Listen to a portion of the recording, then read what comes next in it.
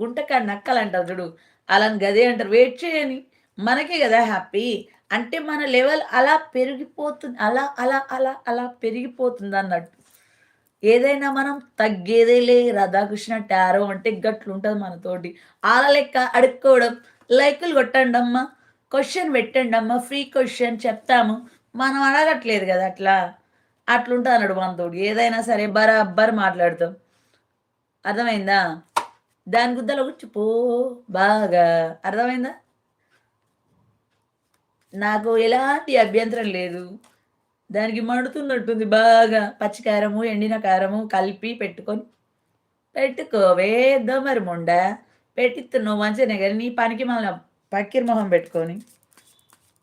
All is well my God bless you.